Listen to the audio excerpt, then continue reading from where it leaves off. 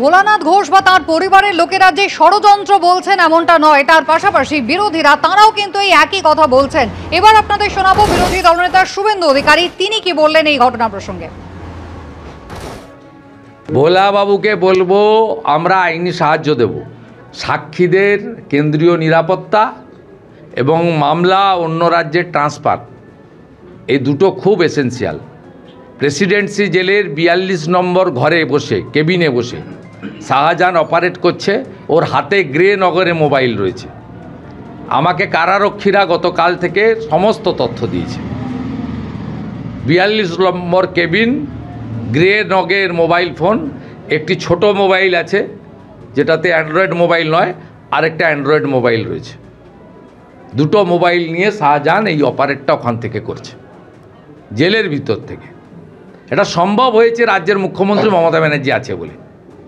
তাই যেমন দেবব্রত মাইতি সহ 18টি পোস্টপোল ভায়োলেন্সের মামলা অন্য রাজ্যে ট্রান্সফারের জন্য সিবিআই সুপ্রিম কোর্টে গেছে, শাহজাহানদের কেসের ক্ষেত্রেও অন্য রাজ্যে ট্রান্সফারের জন্য মামলা আদালতে নিয়ে যাওয়া উচিত তদন্তকারী সংস্থার। এটা আমি অনুরোধ এবং দাবি করব, এটা সময়ের ডাক। আর সমস্ত সাক্ষীর উচিত কোর্টে গিয়ে নিরাপত্তার দাবি করা। সন্দেশখালীর প্রাক্তন সিপিএম বিধায়ক নিরাপদ সর্দার তিনি কি বলেছেন। ভোলা ঘোষ হচ্ছে ইডি মারা এবং রেশন কেলেঙ্কারি যে মামলা, রেশন দুর্নীতির যে মামলা শেখ শাহজাহান, সেই শেখ শাহজাহানের প্রতিদ্বন্দ্বী এখন ভোলা ঘোষ। ওই দুটো মামলার প্রধান সাক্ষী হচ্ছে ভোলা ঘোষ। সুতরাং ভোলা ঘোষ যদি সাক্ষী দেয় তাহলে শেখ শাহজাহান কবে জেল থেকে বেরোবে কিংবা তার জামিন হবে, এটা তৃণমূলের কোনো নেতা মন্ত্রীরা বলতে পারছে না। সুতরাং শেখ শাহজাহানের এখন বাসা হচ্ছে জেল, জেল থেকে বেরিয়ে আসার মরিয়া চেষ্টা, সাক্ষী যাতে সেখানে পৌঁছতে না পারে, সাক্ষী লোপাট করার একটা চেষ্টা, এই ঘটনা তার প্রমাণ করছে। ভোটের মুখে অনুব্রত মণ্ডলের মুখে ফের ভয়ঙ্কর খেলা হবে হুঙ্কার।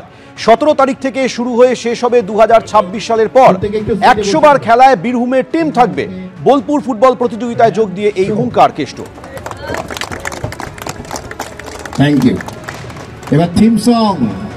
ভোটের মুখে অনুব্রত মণ্ডলের মুখে ফের ভয়ঙ্কর খেলা হবে হুঙ্কার। তিনি বলছেন 17 তারিখ থেকে শুরু হয়ে 2026-এর পর শেষ হবে। 100 বার খেলা হলে সেই খেলায় বীরভূমের টিম থাকবে। বেলা 1টার সময় এই খেলা শুরু হলো, ইলেকশনের পর শেষ হবে। এবং এই যে মন্ত্রী যেটা বলেছিল খেলা শুরু হবে কবে থেকে বললো, 17 তারিখ, শেষ হবে কবে, 26-এর পর। 100 বার খেলাতে থাকবে, আপনাকে একটু মঞ্চে ভয়ঙ্কর খেলা হবে। কয়েকজন কাউন্সিলরকে একটু আমরা সম্মাননা জ্ঞাপন করে নিই। দেখুন, কোনো ধর্ম নিয়ে কোনো কথা বলবো না, ধর্ম নিয়ে কথা বলতে রাজি নাই, খেলা হবে এটুকু। আপনার শুনে অনুব্রত মণ্ডল হুঙ্কার দিয়ে বলছেন যে বোলপুরে যে ফুটবল টুর্নামেন্ট শুরু হচ্ছে 17 তারিখ, কিন্তু সেই টুর্নামেন্ট শেষ হবে 26-এর পর। অর্থাৎ তিনি হুঙ্কার দিচ্ছেন ভয়ঙ্কর খেলা হবে। 100 বার খেলায় বীরভূমের টিম থাকবে। বোলপুরে ফুটবল প্রতিযোগিতায় যোগ দিয়ে এই হুঙ্কার অনুব্রত মণ্ডল। এই মুহূর্তে র্যাম্প শো। Thank you. এবার থিম সং। এবিপি আনন্দ, এগিয়ে থাকে, এগিয়ে রাখে।